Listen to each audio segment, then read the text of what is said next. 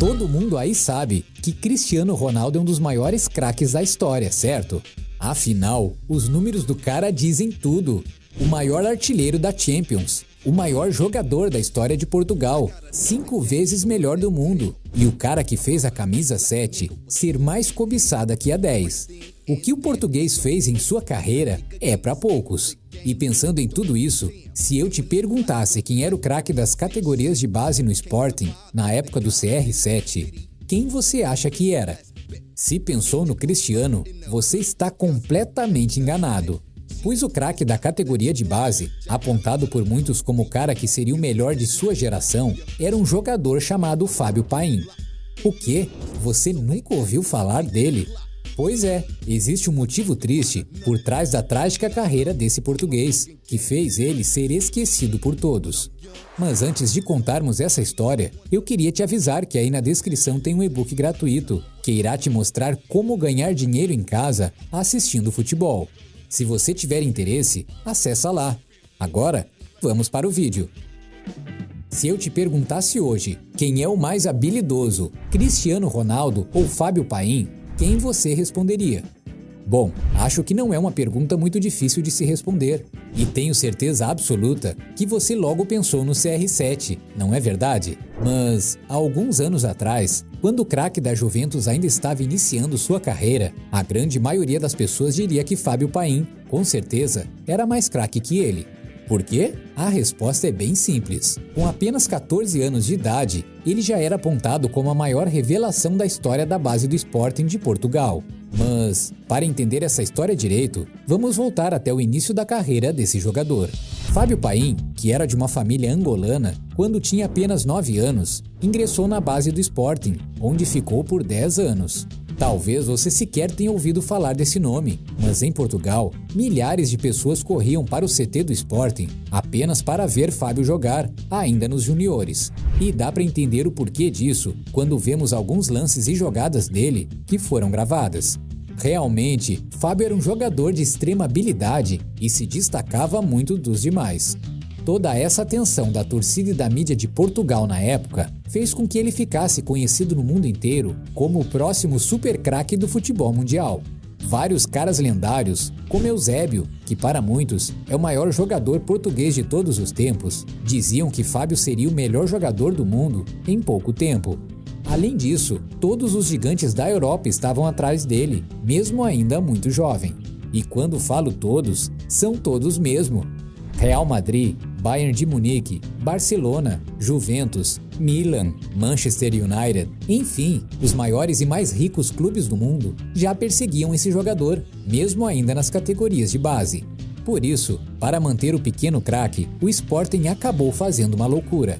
Enquanto ainda tinha 14 anos, foi oferecido a ele um contrato de mais de 400 mil euros por ano e com um salário mensal de mais ou menos 20 mil euros. Falando assim, pode até parecer pouco, principalmente quando compararmos com salários exorbitantes da maioria dos jogadores de hoje. Mas vale lembrar que ele sequer era um profissional. É mais ou menos como se um jogador da base, com só 14 anos aqui no Brasil, tivesse um salário de 100 mil reais por mês.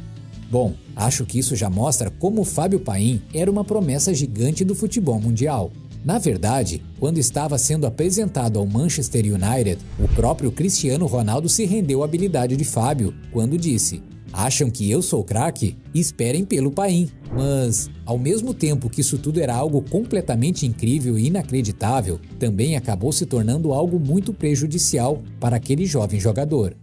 Não é difícil encontrar jogadores marrentos por aí, como por exemplo o próprio Cristiano Ronaldo, Balotelli e o grande Zlatan Ibrahimovic. Mas essa arrogância pode acabar se tornando um problema sério quando se torna grande demais e começa a prejudicar o jogador em campo. E foi exatamente isso que aconteceu com o Fábio Paim.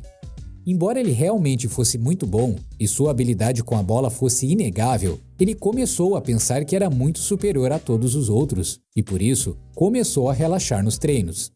Mas, mesmo assim, ele ainda continuava muito bem nas categorias de base e, inclusive, foi convocado para todas as seleções de Portugal de juniores. Porém, foi quando ele se tornou profissional que os problemas de verdade começaram a surgir. Assim que subiu para o time principal, por causa de todos os problemas comportamentais que Fábio já vinha demonstrando na base, o Sporting resolveu emprestá-lo a times menores, na esperança de que o jogador voltasse do empréstimo um pouco mais com a cabeça no lugar. Porém, isso não acabou funcionando. No dia 1º de janeiro de 2007, quando tinha 18 anos, Fábio foi emprestado para um clube pequeno de Portugal chamado Olivais, mas o empréstimo não durou muito tempo e ele ficou lá por apenas 6 meses, não fazendo nenhuma atuação de destaque no período que ficou no clube. Logo que voltou, foi emprestado novamente para um outro time pequeno de Portugal chamado Trofense, onde ficou por só 4 meses. Depois, foi emprestado de novo para um time chamado Paços de Ferreira, esse já um pouco mais conhecido. Mas, assim como nos outros times, Fábio teve uma passagem totalmente esquecível pelo clube. Mas você deve estar se perguntando, por que ele passou tão pouco tempo nesses times e por que foi emprestado tantas vezes, não é? Bom, a resposta é simples, por causa de sua arrogância. Fábio se considerava um jogador tão bom que achava que era bom até demais para os clubes pequenos em que estava. Ele queria uma oportunidade em um grande time da Europa, como o Sporting ou qualquer outro que estivesse interessado em sua contratação. E foi nesse momento que surgiu uma oportunidade de ouro em sua carreira. O Chelsea, que na época era comandado pelo técnico brasileiro Felipão e que tinha acabado de se firmar como um dos grandes da Europa, fez uma oferta de empréstimo ao Sporting pelo jogador. Era tudo o que Fábio queria. Tudo que ele tinha de fazer agora era treinar duro e, com o tempo, as oportunidades iriam aparecer. Porém, parecia que paciência era tudo que aquele jogador não tinha. Assim que chegou no seu novo clube, ele foi encaminhado para o time B, para que pudesse se acostumar com o futebol inglês e, com o tempo, conseguisse se firmar no time principal. E embora tenha feito grandes jogos com a camisa do time B do Chelsea, uma coisa ainda o atrapalhava: seu comportamento. Ele cobrava o clube e seu técnico por uma vaga no time principal e começou até mesmo a faltar treinos, quase como uma provocação. Ao invés de esperar e aproveitar para treinar bastante, para que estivesse pronto quando a oportunidade surgisse, ele simplesmente queria entrar no time principal de qualquer forma. Com o tempo, ele mesmo pediu para sair do Chelsea e jogou fora a maior oportunidade que teve em sua carreira, apenas por se achar bom demais para esperar. E depois disso, sua carreira foi por água abaixo. Fábio Paim começou a pular de clube em clube, com passagens em lugares em que o futebol, digamos que, não é muito conhecido, como Angola, Catar e Malta, que eu imagino que você nem sabia que era um país. E por mais incrível que pareça, ele nunca se firmou em time nenhum. Enquanto em alguns clubes ele sequer entrava em campo, outros ele ficava apenas alguns meses e já se transferia para outro time. E ele passou até mesmo por clubes aqui do Brasil. Fábio Paim jogou pelo Paraíba do Sul, que por mais incrível que pareça, não é da Paraíba, e sim do Rio de Janeiro, onde ficou apenas um mês e nem sequer assinou um contrato profissional.